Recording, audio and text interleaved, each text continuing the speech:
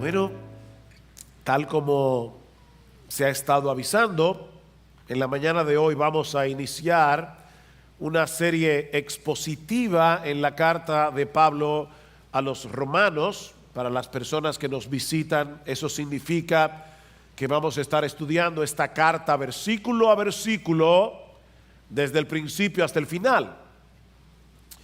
Y francamente,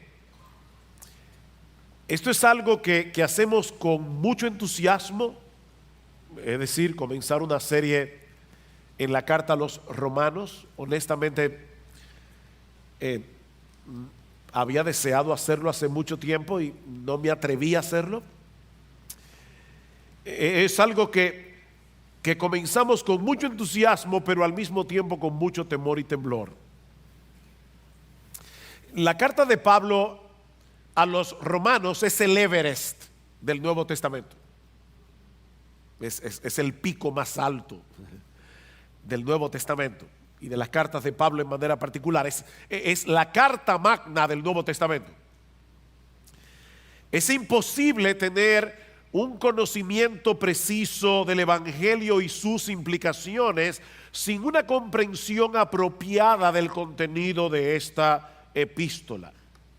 A pesar de no haber sido la primera carta escrita por el apóstol Pablo, probablemente la primera fue Gálatas o Primera Tesalonicenses, esta carta fue colocada en primer lugar. Los evangelios, los hechos, luego comienzan las cartas, y la primera precisamente es la carta de Pablo a los romanos, y no solo por ser la más larga, sino también por la enorme importancia doctrinal y práctica de esta epístola.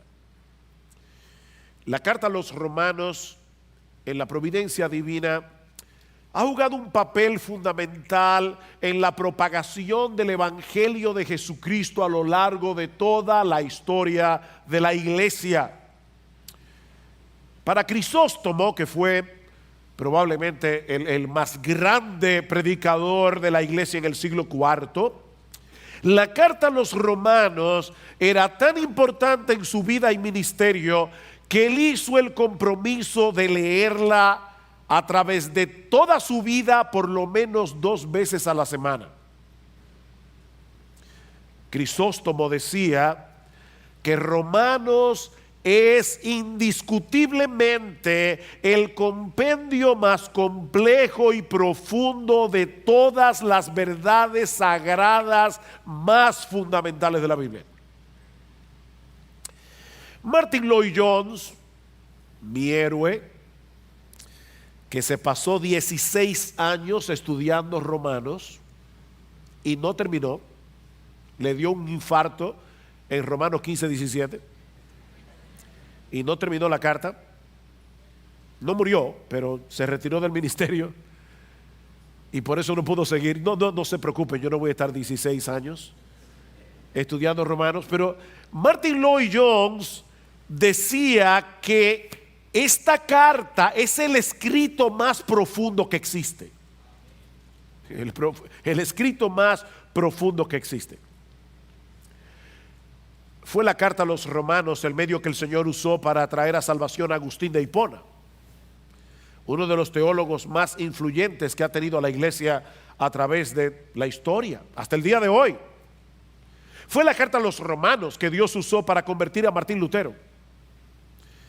Su conversión al cristianismo se debió primariamente a su entendimiento de Romanos capítulo 1 versículos 16 y 17, porque en el Evangelio la justicia de Dios se revela por fe y para fe, como está escrito: el justo por la fe vivirá. De hecho, podemos decir sin lugar a dudas que la reforma protestante del siglo XVI no fue otra cosa que la consecuencia de un entendimiento más claro y profundo de la carta a los romanos. Martín Lutero decía que todo cristiano debería aprenderse la carta a los romanos de memoria y debería leerla todos los días, como el alimento del alma, todos los días. William Tyndale, el que tradujo la Biblia al inglés a principios del siglo XVI durante el reinado de Enrique VIII, dijo una vez que ningún hombre puede leer esta carta demasiado a menudo o estudiarla demasiado bien. Cuanto más se estudia, más fácil resulta comprenderla. Cuanto más se mastica, más deleitosa viene a ser. Y mientras más se profundiza, más cosas preciosas encontramos en ellas. Eso decía Tyndale. Juan Calvino decía que si llegamos a adquirir un verdadero entendimiento de esta epístola, tendremos una puerta abierta a todos los tesoros más profundos de la Biblia. Mis hermanos, yo estoy convencido de que Dios puede salvar a muchos y avivar a muchos mientras nos exponemos domingo tras domingo al contenido de esta carta, que fue escrita originalmente a un grupo de creyentes en la ciudad de Roma. Nadie sabe cómo se fundó esta iglesia.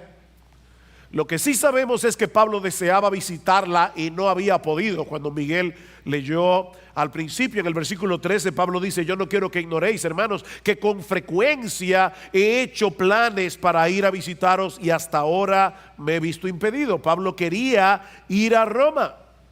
Así que él decide enviarles esta carta para explicarles con lujo de detalles el mensaje del evangelio que él predicaba entre los gentiles, y entre otras razones para que esta iglesia pudiera ser de ayuda en su deseo de llegar a España, como va a decir más adelante en el capítulo 15 de la carta. En la mañana de hoy vamos a limitarnos únicamente a la introducción de la epístola, los versículos 1 al 7 del capítulo 1. Ahora recuerden, hermanos, que Romanos no es un tratado teológico, aunque a veces lo parece. Pero en realidad Romanos es una carta que fue enviada a una iglesia compuesta por creyentes comunes y corrientes como tú y como yo. En la antigüedad, las cartas tenían un formato muy diferente a las cartas modernas. Usualmente cuando nosotros escribimos una carta en el día de hoy, comenzamos con el destinatario: estimado Juan.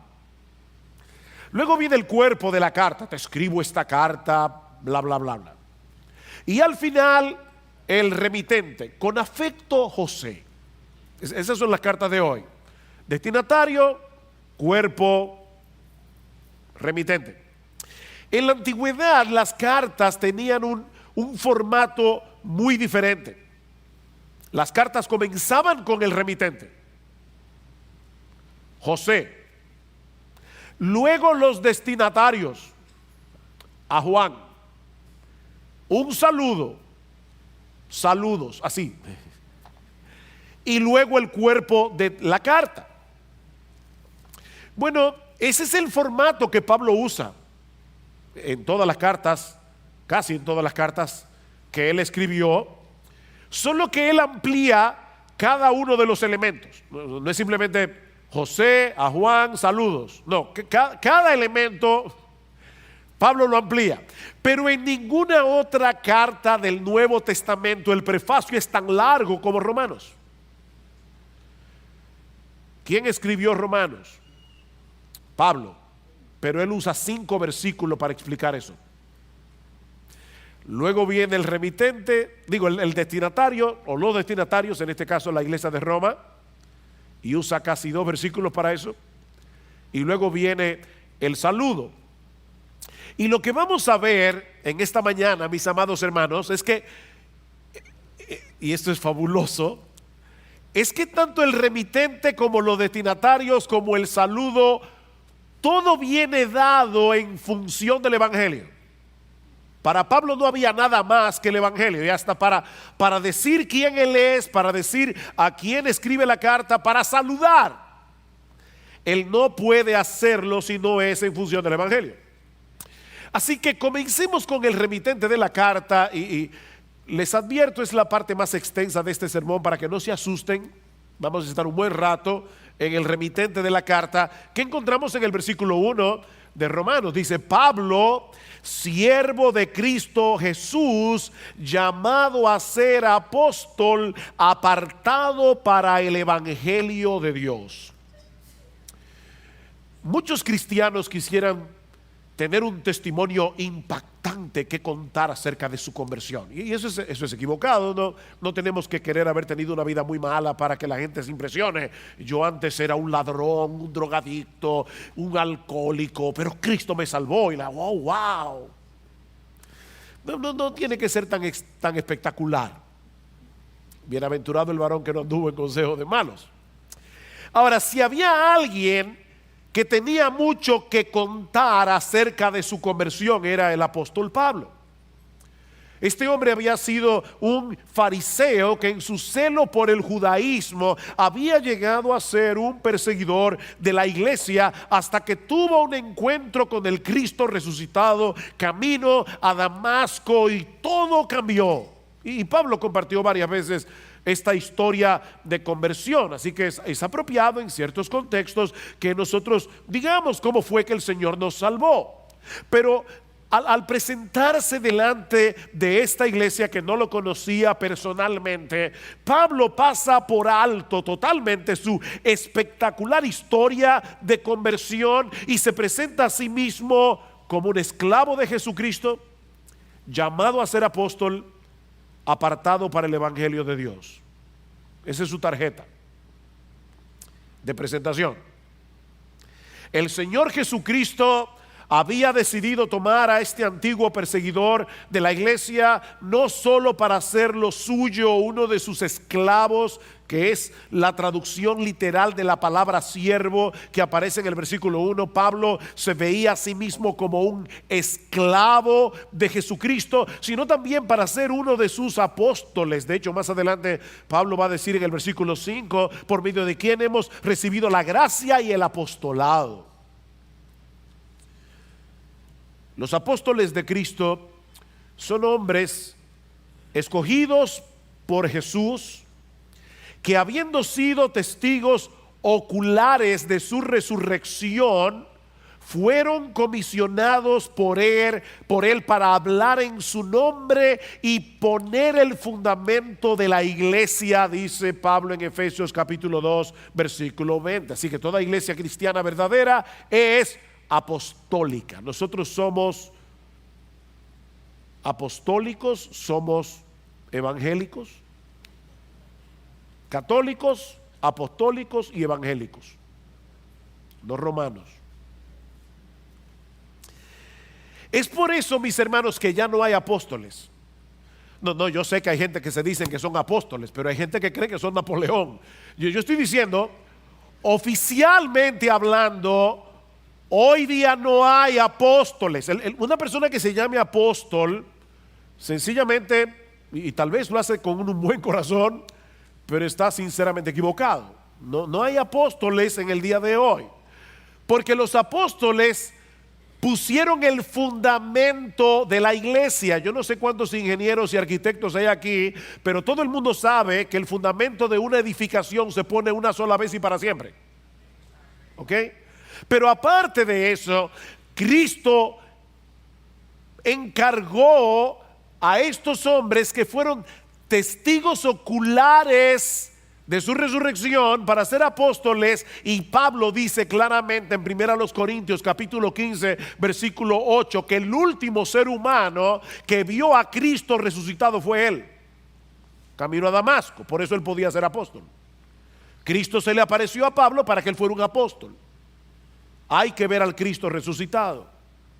Ahora, eso quiere decir, mis hermanos, y por eso esto es tan importante, que cuando un apóstol habla, lo hace como portavoz de Jesucristo, es decir, como si fuera Jesucristo mismo el que hablara.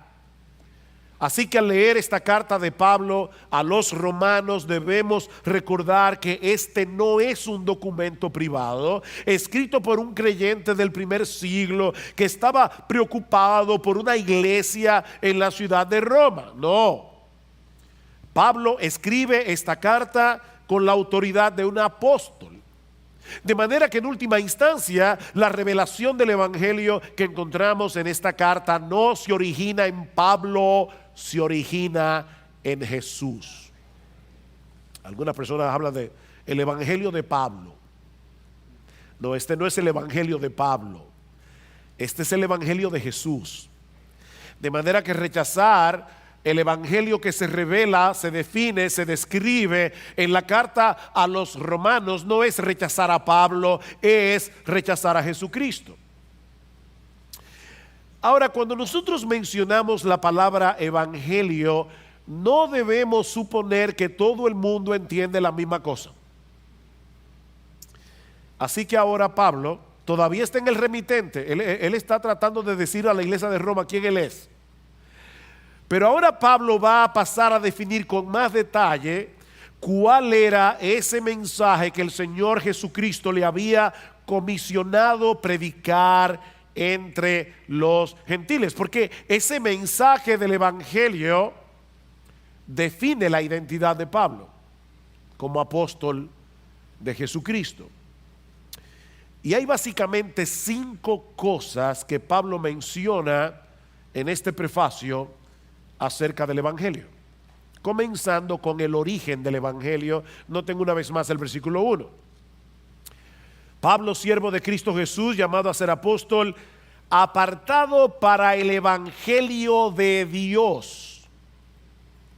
De Dios. Esta frase no significa primariamente el evangelio que trata acerca de Dios, sino más bien el evangelio que tiene su origen en Dios. Ningún hombre tiene derecho a decidir cuál es la manera en que nos vamos a reconciliar con Dios. Recuerden que en esta ecuación Dios es el ofendido y Dios es Dios. Así que tenía que ser Dios el que estableciera el protocolo a través del cual nosotros podemos reconciliarnos con Él y acercarnos a Él. Por eso Pablo habla de el evangelio, no de un evangelio. En el Nuevo Testamento siempre se habla de el evangelio porque solo hay uno. Un evangelio, el único que hay. La palabra evangelio significa buenas noticias. Bueno, mis hermanos, amigos que nos visitan, de todas las buenas noticias que tú pudieras recibir a lo largo de tu vida, no hay una buena noticia que sea más buena noticia que la buena noticia del evangelio. De hecho, sin esta buena noticia, ninguna noticia es buena. La buena noticia del evangelio es lo que hace bueno cualquier otra cosa. Esta es la buena noticia del evangelio, que hay salvación eterna para el pecador solo por gracia, solo por Cristo, solo por medio de la fe. Y de hecho a ningún ser humano se le hubiera ocurrido diseñar un plan de salvación como el que encontramos en la Biblia y particularmente en la carta a los romanos. ¿Saben por qué? Porque en el evangelio de Dios, el que se origina en Dios, solo Dios se lleva toda la gloria, y eso es ofensivo para los seres humanos. Decía Agustín de Hipona: al hombre le resulta ofensivo que Dios sea Dios. Y en el evangelio que se revela en el Nuevo Testamento, y de manera particular en la carta de Pablo a los romanos, no hay un solo motivo para que el hombre sea exaltado. El único que merece la gloria es Dios.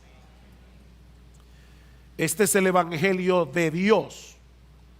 El método de salvación fue diseñado por Dios y fue llevado a cabo por Dios de principio a fin por medio de la persona y la obra de su Hijo, para que Él solo sea glorificado en la salvación de los pecadores. Es por eso que más adelante, cuando Pablo llega al capítulo 11 de Romanos, que es cuando Pablo termina de exponer con todo detalle de qué se trata el evangelio, Pablo prorrumpe en unas palabras de doxología, en unas palabras de alabanzas a Dios. Oh profundidad de las riquezas de la sabiduría y del conocimiento de Dios, cuán insondables son sus juicios e inescrutables sus caminos. Porque ¿quién entendió la mente del Señor? ¿A quién se le hubiera ocurrido un plan de salvación a través del cual el Dios ofendido es el que paga la deuda del pecado del hombre? ¿A quién se le hubiera ocurrido eso? Para que Él sea el justo y el que justifica al que es de la fe de Jesús. Dice Pablo: oh profundidad, ¿quién ha conocido la mente del Señor? ¿O quién llegó a ser su consejero? ¿O quién le ha dado a Él primero para que se le tenga que recompensar? Porque de Él y por Él y para Él son todas las cosas. A Él sea la gloria por los siglos. El evangelio se origina en Dios. Pero vemos también aquí en este prefacio, y todavía estamos en el remitente, recuerden, la continuidad del evangelio. Versículo 2. Que Él es Dios, que Él ya había prometido por medio de sus profetas en las Santas Escrituras. El evangelio que Pablo predicaba, el evangelio que encontramos en todo el Nuevo Testamento, es el mismo evangelio que comenzó a ser revelado en el huerto del Edén. No hay otro evangelio. Tan pronto Adán y Eva se rebelaron contra Dios, Él prometió enviarles un Salvador que habría de rescatarlos del pecado y de todas las consecuencias del pecado. Esa es la promesa que se va desarrollando a través de todo el Antiguo Testamento. Y todos los creyentes del Antiguo Pacto se salvaron porque pusieron su confianza en esa promesa. Se salvaron a crédito, porque Cristo no había llegado, pero ellos estaban esperando a ese Salvador. Tú vas a una tienda con tu tarjeta de crédito y pasas la tarjeta, tú no has pagado todavía un centavo, te llevas el televisor, disfrutas el televisor por un mes, hasta que llega la tarjeta y tienes que pagar. Bueno, todos los santos del Antiguo Testamento, no quiero ser irreverente, pero se salvaron porque Dios fue pasando la tarjeta por cada uno de ellos, y el deudor era Jesucristo. Así que todo el mundo que se ha salvado, desde Adán hasta el último que se salve, se va a salvar únicamente por gracia, únicamente por Cristo y únicamente por medio de la fe. Es el mismo evangelio.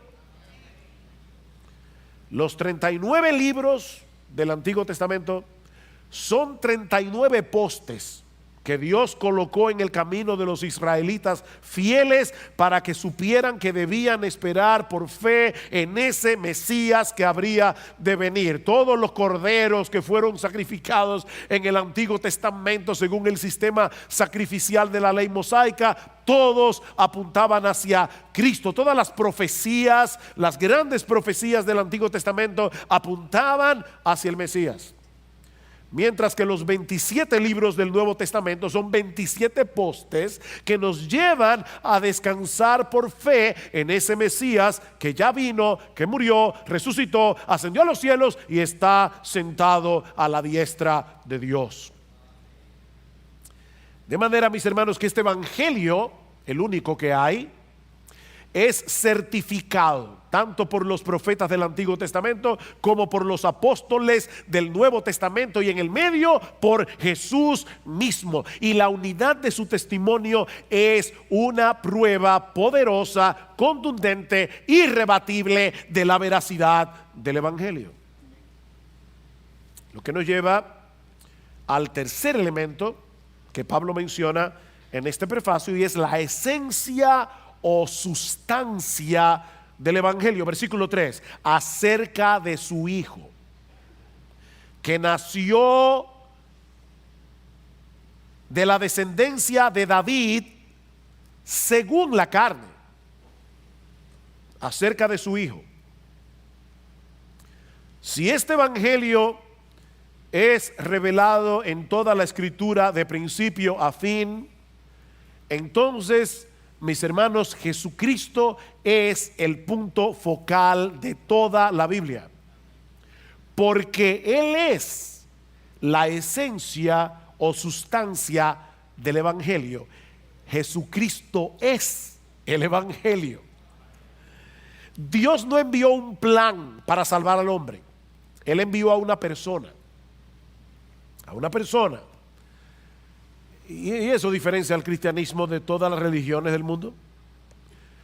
Todas las religiones te ofrecen reglas, rituales, consejos a través de los cuales los hombres pueden acercarse a Dios, pero el Evangelio más bien nos revela lo que Dios ya hizo a través de la persona y la obra de su Hijo para que los hombres pudieran reconciliarse con Él. Jesucristo y su obra conforman la sustancia del Evangelio. Él es la buena noticia del Evangelio. Como dice Juan Calvino, todo el Evangelio está contenido en Cristo. Y por lo tanto, alejarse solo un paso de Cristo significa alejarse del Evangelio. Y noten todo lo que Pablo dice aquí acerca de Jesucristo. Y es impresionante, tanto en tan pocas palabras. En primer lugar, que Él es el Hijo de Dios. Si tú pones a un lado la declaración del versículo 2 y conectas el versículo 1 con el 3, vas a leerlo de esta manera: Pablo, siervo de Cristo Jesús, llamado a ser apóstol, apartado para el Evangelio de Dios, acerca de su Hijo. ¿Ven? Acerca de su Hijo. ¿Acerca del Hijo de quién? Acerca del Hijo de Dios. El Evangelio es lo que Dios llevó a cabo a través de su Hijo, es decir, la segunda persona de la Trinidad, que en un punto de la historia asumió voluntariamente una naturaleza humana al nacer según la carne de la descendencia de David, del linaje de David. Según su naturaleza humana, esa es la idea de según la carne. Según su naturaleza humana, Jesucristo pertenecía al linaje del rey David. Y por lo tanto, Él es el Mesías que fue anunciado por los profetas del Antiguo Testamento, que habría de ser entronado para reinar en el reino de Dios como Rey de reyes y Señor de señores por toda la eternidad. De manera que Jesucristo es verdaderamente Dios, Él es el Hijo de Dios, y es verdaderamente hombre, Él es el Hijo de David. Y consecuente, Él es el único ser capacitado para mediar entre Dios y los hombres. Hay un solo mediador, un solo mediador. No, María no es mediadora, no tenemos nada contra María, es la madre del Salvador, pero ella no puede mediar entre Dios y los hombres. Ningún santo puede mediar entre Dios y los hombres, solamente Jesucristo. 1 Timoteo capítulo 2 versículo 5: hay un solo Dios y hay un solo mediador entre Dios y los hombres, Jesucristo hombre. Porque para ser un mediador entre Dios y los hombres hay que ser Dios y hay que ser hombre. Tiene que ser un hombre para que pueda representar a los hombres, pero tiene que ser Dios para poder presentarse delante de Dios e interceder por los hombres luego de haber satisfecho plenamente la justicia de Dios por medio de su muerte en la cruz del Calvario. Noten lo que sigue diciendo el versículo 4, dice acerca de su Hijo que nació de la descendencia de David según la carne y que fue declarado, literalmente que fue designado Hijo de Dios con poder, conforme al Espíritu de santidad, por la resurrección de entre los muertos, nuestro Señor Jesucristo. Él fue designado Hijo de Dios con poder, o el Hijo poderoso de Dios, como lo traduce otra versión, por medio de la resurrección. ¿Y eso qué significa? Bueno, eso significa que cuando el Hijo de Dios se hizo hombre para nacer en la descendencia y el linaje de David, Jesucristo, la segunda persona de la Trinidad, voluntariamente estaba asumiendo una postura de debilidad. Él vino como un siervo, no como el rey soberano del universo. Fue en total debilidad que Jesucristo murió en la cruz del Calvario como un simple mortal. Pero ¿saben qué pasó? El Espíritu Santo, que es a quien se refiere aquí cuando dice conforme al Espíritu de santidad, es otra forma de decir el Espíritu Santo. El Espíritu Santo vino al tercer día y resucitó el cuerpo muerto de Jesús. Eso es lo que dice más adelante Pablo en el capítulo 8 versículo 11. Pero si el espíritu de aquel que resucitó a Jesús de entre los muertos habita en vosotros, el mismo que resucitó a Cristo Jesús de entre los muertos también dará vida a vuestros cuerpos mortales por medio de su espíritu que habita en vosotros. ¿Ven? El Espíritu Santo resucitó el cuerpo muerto de Jesús y va a resucitar el nuestro también, porque el Espíritu Santo mora en nosotros. Y a partir de ese momento, mis hermanos, aquel que había sido hecho Hijo de Dios en debilidad y humillación durante la encarnación, ahora fue designado por el Padre Hijo de Dios en poder, o el poderoso Hijo de Dios, que ahora va o a salvar o a juzgar a toda la raza humana. Dios, el Padre, designó a Jesucristo como el poderoso Hijo de Dios a través de la resurrección. Y eso es lo que separa al cristianismo de todas las religiones del mundo. Jesucristo resucitó. Mahoma está muerto, Buda está muerto, Lao Tse está muerto, Confucio está muerto. Pongan al que ustedes quieran, está muerto. Mary Baker Eddy está muerta. El de los mormones está muerto. El de los testigos de Jehová está muerto. El único que está vivo es Jesucristo. Él se levantó de la tumba al tercer día. Él es el Hijo. Fue designado Hijo de Dios con poder por la resurrección de entre los muertos.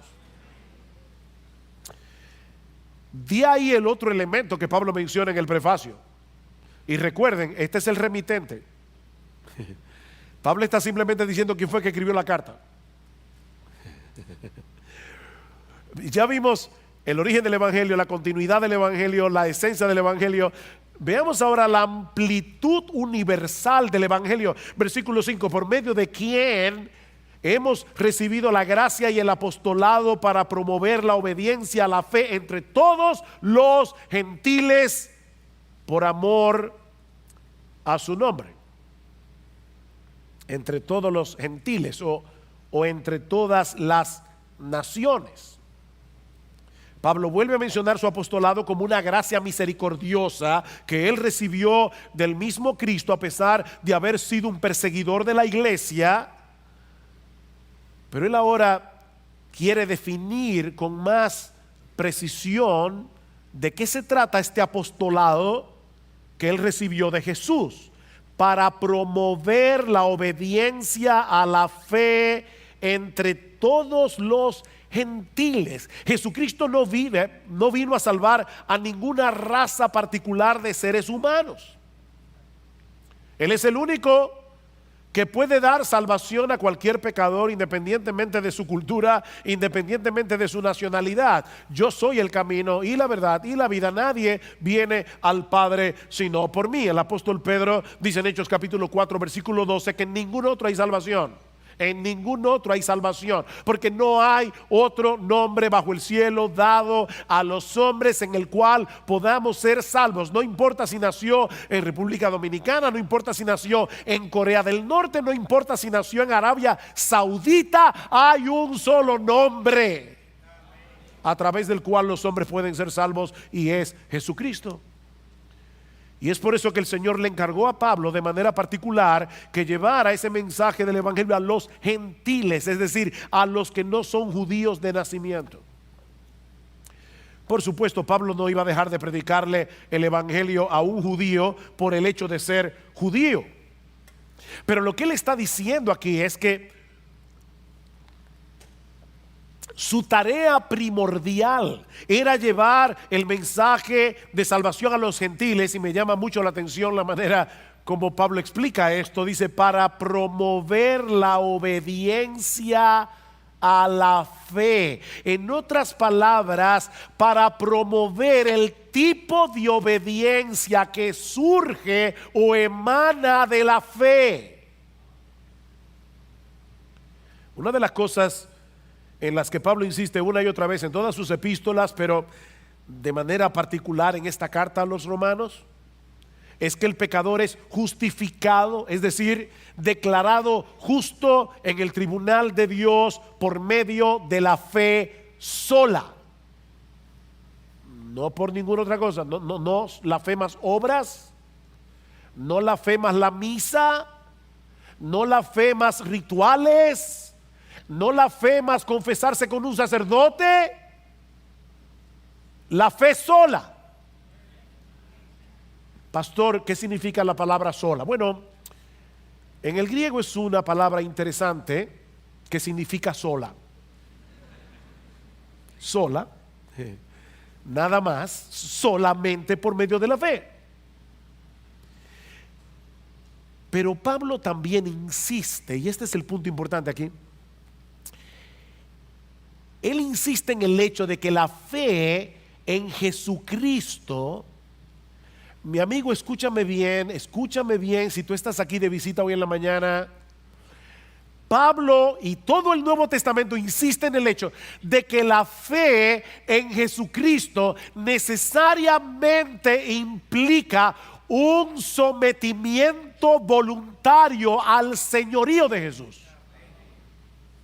Por eso tanto en el versículo 5 como en el 4 como en el versículo 7, Pablo se refiere a Jesús en esta carta como Señor. Él es Señor. Y de hecho por eso es que Pablo se presenta a sí mismo como un esclavo, porque Él es el Señor. Y eso no es exclusivo de Pablo. No es que Pablo era esclavo de Jesús y nosotros los otros cristianos no. No, hermanos, esa es la condición de todo aquel que ha creído de verdad en Jesucristo, porque Él es el Señor. Mira, mi amigo, déjame decirte algo muy importante. A final de cuentas, todos aquí somos esclavos de alguien. Aquí no hay nadie que no sea un esclavo. Pero somos esclavos de diferentes amos. O somos esclavos del pecado, o somos esclavos de Jesús. No hay una tercera opción.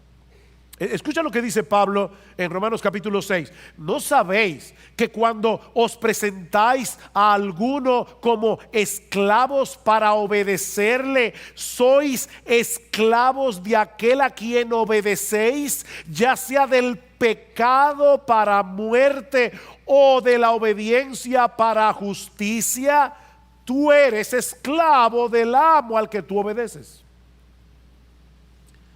Si eres esclavo del pecado, vas a obedecer al pecado. Si eres esclavo de Cristo, vas a obedecer a Cristo, no perfectamente, pero sí sinceramente. Y a la luz de esa realidad, yo te pregunto, ¿quién es tu amo? Y esta pregunta es para todos, aún para aquellos que son miembros de IBCJ. ¿Quién es tu amo? Porque somos esclavos de alguien. Tú puedes decir con toda certeza que Jesucristo es tu Señor, que en tu vida es su voluntad la que importa, no la tuya. De manera que si hay un conflicto entre tu voluntad, lo que tú quieres hacer, y la clara voluntad de Jesús revelada en su palabra, hay una lucha. Sí, hay una lucha porque el pecado todavía mora en ti, pero tú quieres obedecer a Jesús y tú quieres pecar. Ahí está el problema. Pero hay una tensión, hay una lucha. ¿Tú percibes esa lucha? Recuerda, no hay alternativa. O eres esclavo del pecado o eres esclavo de Jesucristo. Una esclavitud opresiva es destructora. La otra, sorprendentemente, es liberadora. Es una esclavitud liberadora. Es una esclavitud que nos liberta. Conoceréis la verdad y la verdad os hará libres, y la verdad es Jesucristo. Todo aquel a quien el Hijo libertare será verdaderamente libre. Tener a Jesús como Señor es una enorme bendición. Déjame hacer un ejercicio contigo que escuché recientemente. Vamos a suponer que a ti te encargan conformar un grupo de personas y mira quiénes deben estar en ese grupo. Tú ahora mismo, ahí sentado, ahora mismo, por favor, tú vas a pensar cuál es la persona más bondadosa que yo conozco. Ponla en el grupo. ¿Cuál es la persona más generosa que yo conozco? Ponla en el grupo. ¿Cuál es la persona más paciente que yo conozco? Ponla allí en el grupo. ¿Cuál es la persona más inteligente y más sabia que tú conoces? ¿Cuál es la persona más tierna y firme que tú conoces? Esa va en el grupo. ¿Cuál es la persona más capaz que tú conoces? Ponla ahí en el grupo. Y así puedo seguir mencionando virtudes. ¿Cuál es la persona más mansa y humilde que tú conoces? Ponla en el grupo. Ahora júntalas todas en una sola persona. Y luego lleva cada una de sus virtudes a la perfección. Y tú tendrás una idea aproximada de lo que es tener a Jesucristo como dueño, amo y Señor de tu vida.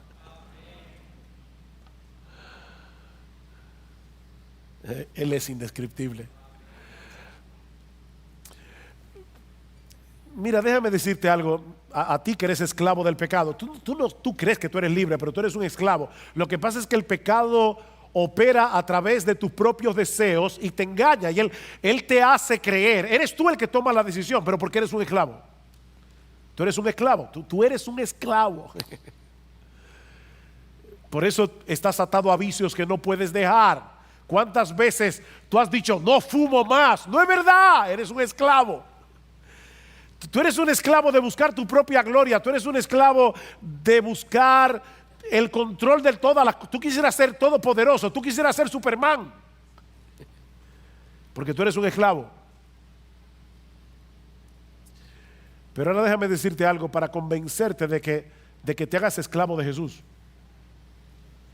Cada vez que Él te ordena que hagas una cosa, lo que Él te está diciendo es algo como esto: mira lo que debes hacer si quieres preservar tu felicidad. Y cada vez que Él te prohíbe una cosa, lo que te está diciendo es lo que tienes que evitar para que no termines destruyendo tu vida. Porque Él es un amo perfectamente bueno y sabio. El pecado es un tirano perverso. Y lo que Dios le encomendó a Pablo es que él llevara esa buena noticia del evangelio entre las naciones para que hombres y mujeres se sometieran por la fe al señorío de Jesucristo. Eso es lo que Pablo está diciendo en el versículo 5. Y todo eso para la gloria de su nombre, que es el quinto elemento que encontramos en este prefacio. Noten el versículo 5 otra vez. Por medio de quien hemos recibido la gracia y el apostolado para promover la obediencia a la fe entre todos los gentiles, por amor a su nombre. Por amor a su nombre. La encomienda que Dios le había dado a Pablo de promover la obediencia de la fe entre los gentiles fue con el propósito expreso de que el nombre de nuestro bendito, precioso, exaltado Señor Jesucristo sea honrado entre todas las naciones.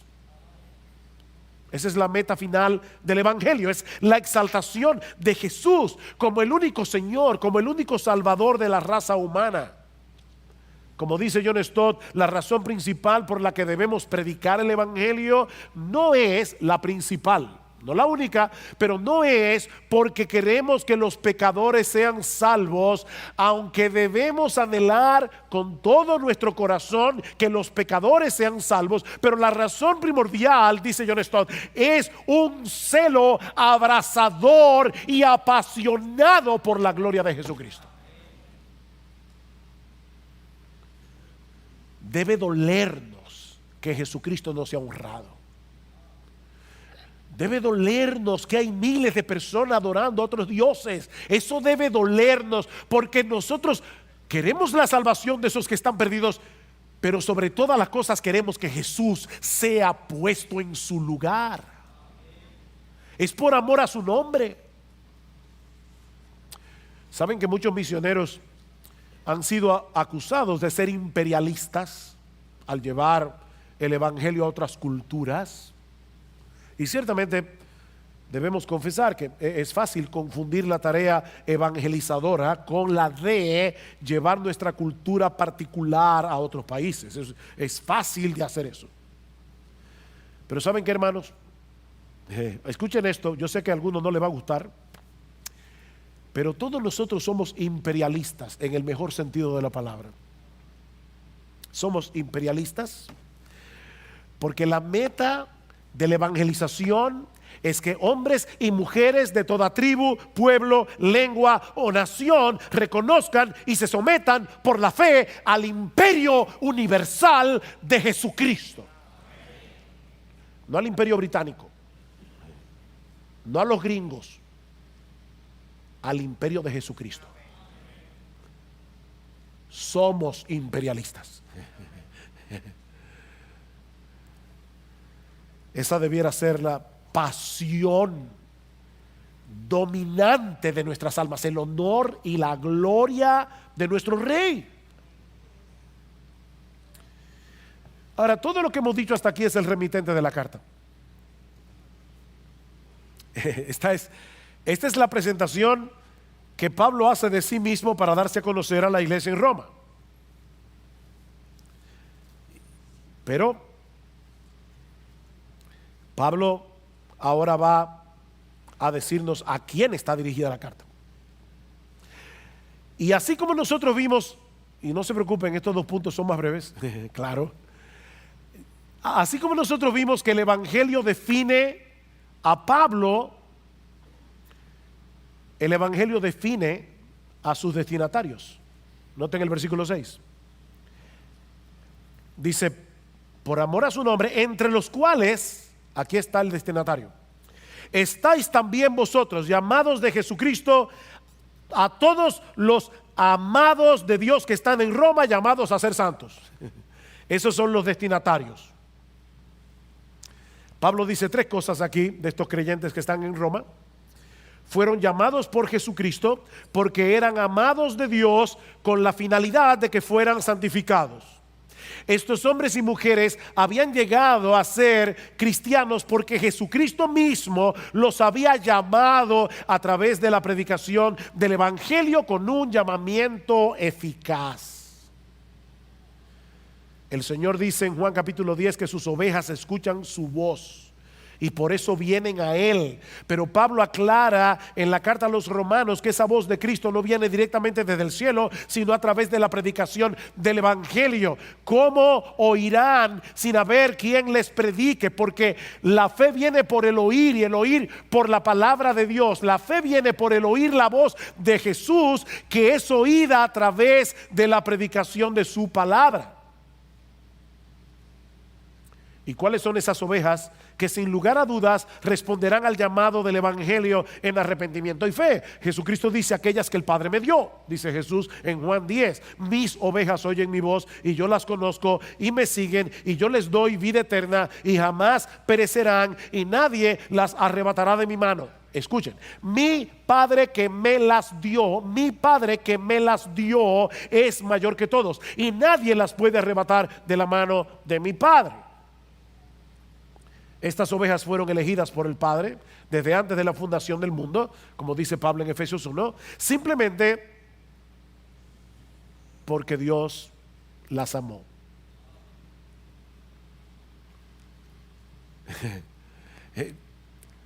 Wow, yo no sé ustedes, pero de verdad Dios, desde antes de la fundación del mundo, sabiendo que yo iba a ser un pecador, que lo odiaba, Él decidió amarme. Eso es lo que Pablo está diciendo, a todos los amados de Dios. A todos los amados de Dios. Fueron llamados por Jesucristo porque fueron amados por Dios.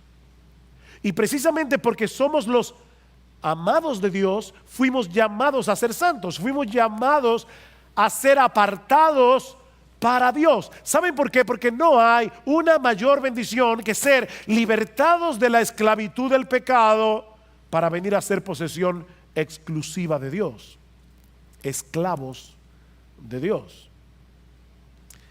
La santificación es la evidencia de que somos amados. Los amados son santificados, los santificados son amados. Los que no pueden dar evidencia de su santificación tampoco tienen evidencia del amor de Dios, porque Dios a los que ama santifica. Y mis hermanos, esa es nuestra identidad. ¿Se dan cuenta? Una identidad que es definida en función del evangelio otra vez. Lo que te define no es tu estatus social, rico, pobre, clase media. Lo que te define no es tu educación, analfabeto, profesional, ingeniero. Lo que te define no es tu estado civil, casado, soltero. Lo que te define, si tú eres un creyente, es Jesucristo. Por encima de cualquier cosa tú eres cristiano. Esa es tu identidad. Jesucristo te llamó eficazmente a ser santo porque Dios el Padre te amó y te escogió desde antes de la fundación del mundo para que fueras exclusivamente suyo y nadie te puede quitar eso. Lo que nos lleva al saludo. Un saludo que otra vez Pablo expresa en términos del evangelio, versículo 7 en la mitad.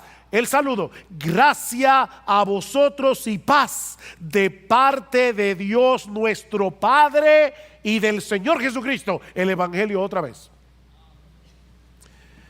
Esta es en cierto modo una versión nuevo testamentaria de la bendición arónica que los sacerdotes del Antiguo Testamento tenían que decir sobre el pueblo de Israel. El Señor te bendiga y te... Me encanta esa bendición. El Señor te bendiga y te guarde. El Señor haga resplandecer su rostro sobre ti y tenga de ti misericordia, gracia. El Señor alce sobre ti su rostro y te dé paz. La gracia resume todas las bendiciones que los creyentes recibimos de la mano de Dios sin merecerlas, mientras que la paz es el resultado que produce el hecho de ser los receptores de esa gracia. Ahora tenemos paz con Dios por medio de Jesucristo, como dice Pablo en Romanos capítulo 5 versículo 1. Tenemos paz los unos con los otros porque somos parte del mismo cuerpo y fuimos todos reconciliados con el mismo Dios. Y por si todo eso fuera poco, ahora también podemos experimentar la paz de Dios que sobrepasa todo entendimiento, no importa las circunstancias en las que nosotros estemos.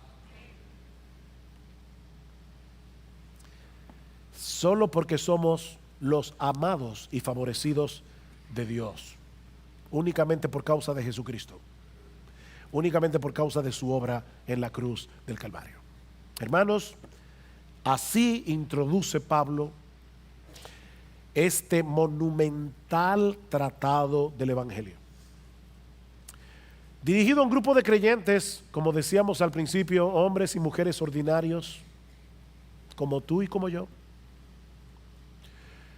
Esta carta no fue dirigida a un grupo de teólogos que se estaban preparando en un seminario para ser pastores.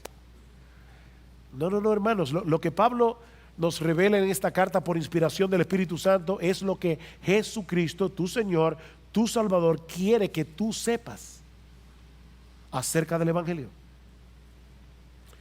Eso es lo que tú y yo necesitamos entender acerca del Evangelio. Porque fuera de ese Evangelio no hay salvación para nadie. Y fuera de ese Evangelio no hay crecimiento espiritual para nadie. Este es el Evangelio que salva y santifica. Es mi oración al empezar esta serie, que el Señor ilumine los ojos de nuestro entendimiento en la medida en que nos exponemos cada semana al contenido de esta carta. Que muchos sean salvados por el poder de su palabra predicada, y que entre los creyentes de esta iglesia de verdad Él obre un avivamiento. Un avivamiento. Un avivamiento de piedad, un avivamiento de santidad, un avivamiento de gozo, un avivamiento de obediencia, un avivamiento de gratitud. Mientras crecemos en nuestro entendimiento de nuestra identidad en Cristo y en el Evangelio que define esa identidad.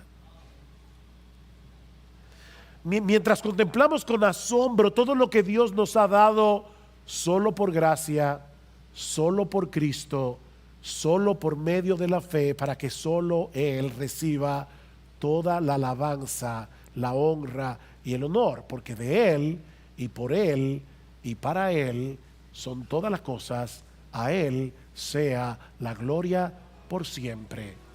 Amén.